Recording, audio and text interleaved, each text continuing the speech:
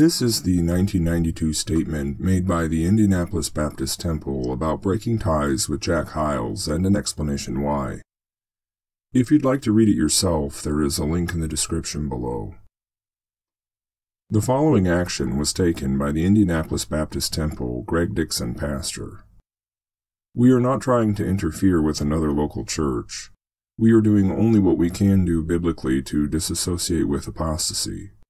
We asked the Council of Pastors, Proverbs 11:14, to gather in our church auditorium January 27, 1992, to hear and view evidence along with several members of our church concerning Dr. Jack Hyles. We gave Dr. Hyles an opportunity to come and defend the charges made against him, but we never heard from him. After prayerful deliberation, this council unanimously recommended to our church that the following statement be considered. A. The Indianapolis Baptist Temple, as of February 12, 1992, withdraws fellowship with the First Baptist Church of Hammond, Indiana, and Hyles-Anderson College, as long as Dr. Jack Hyles is pastor of the church, chancellor, or other official position with the college. B. Dr. Hyles has enlarged the issue by making himself a litmus test for fundamentalists, and also because of the international scope of his ministry. Other churches, 25, have taken similar action. C. We take the admonition of 1 Timothy 5:1 and 19 very seriously, but Dr. Hyles was confronted twice in deacons' meetings at First Baptist Church with no success, and on several occasions good men of God in the spirit of Matthew 18:15 through 19 have tried to meet with him privately and publicly to no avail, but rather their acts of love were met with rebuff. Statement by the Indianapolis Baptist Temple on breaking fellowship with First Baptist Church, Hammond, Indiana, Hyles-Anderson College. Unanimous action of the church on February 12, 1992. This is a partial statement only. The entire statement is reprinted in the July 20, 1992 Christian News, page 14. 1. Dr. Hyles destroyed a man's, Victor Nischik's, family, alienated the affection of his wife from him and his children. Even though he, Hyles, knew of this estranged relationship, he continued to employ her and have close, private, and intimate contact with her in their offices behind closed and locked doors for long periods of time. He also took her on long automobile rides and trips for hours, including resort hotels, with neither of their spouses present. He refused to stop seeing the man's wife under these circumstances, even after being confronted many times by her husband. Dr. Hyles' conduct is a clear violation of several scriptures. Romans 14:16, 1 Corinthians 8:13, 1 Thessalonians 5:22. 2. Dr. Hyles lied to the preachers of America when he wrote in letters dated June 7, 1990 and August 3, 1990, that he had no evidence whatsoever that his son David was having moral problems before he left First Baptist Church. The fact is, he had been told by many witnesses again and again that his son was a fornicator and later an adulterer. 1 Samuel 2:12 through 36, 4:1 through 22, Deuteronomy 19:15 through 19.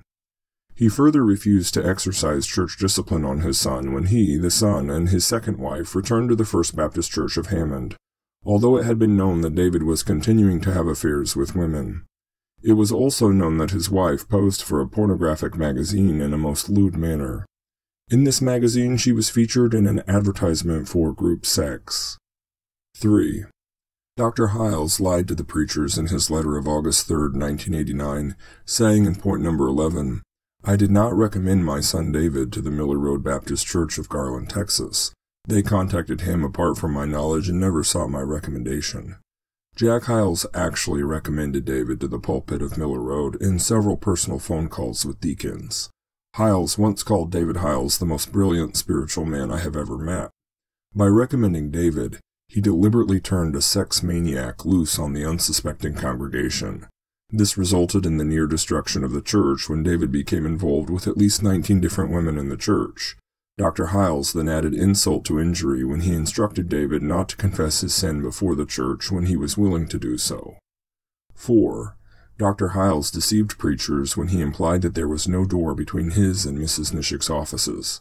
In reality, there had been a door between their offices from the time he became pastor until it was shut after the Sumner article was published. May 1st, 1989, Biblical Evangelist. 5. Dr. Hyles lied several times about his involvement with this woman, Jennie Nischik, in depositions taken in early 1986. Under oath, he admitted that he gave her from church and personal funds more than $100,000 over a 20-year period. This was in addition to her salary. 6. Dr. Hyles has taught false doctrine. He has proclaimed the heresy of the eternal humanity of Christ in sermons preached from 1982 to 88. In 1982, Dr. Hyles stated, Jesus did not become human in Bethlehem. He became flesh in Bethlehem. In sermons delivered from 1986 to 88, Hyles preached, he didn't learn how to become a man when he came to Bethlehem. He already was one. Jesus says, Father, you have never been human. I have always been human. 1986. Jesus is man. He always was man. 1987. Jesus was always man or human. Jesus did not become man in Bethlehem. He became flesh. 1988. To our knowledge, these statements never have been publicly retracted. 7. Dr. Hyles is dividing fundamentalism by making himself the litmus test of fundamentalism.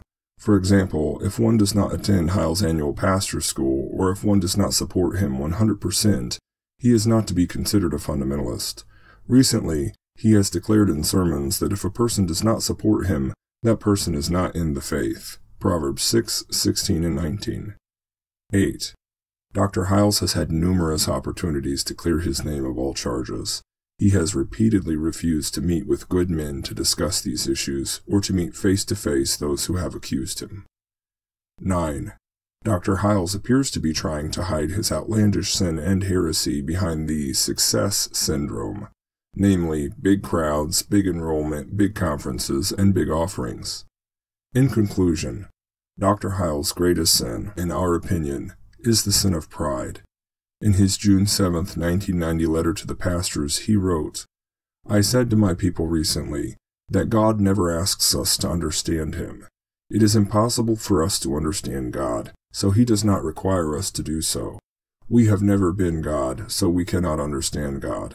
Because of this, all God asks of us is our faith, our trust, our confidence. You cannot understand me. No one in the history of America has ever stood in my shoes, so I cannot ask you to understand. I can ask you what God asks. I would like to have your trust, your faith, your confidence. Hyles claims he is being persecuted because of his defense of the King James Version of the Bible and his conservative theology. He told his congregation that he is the purest man they had ever seen.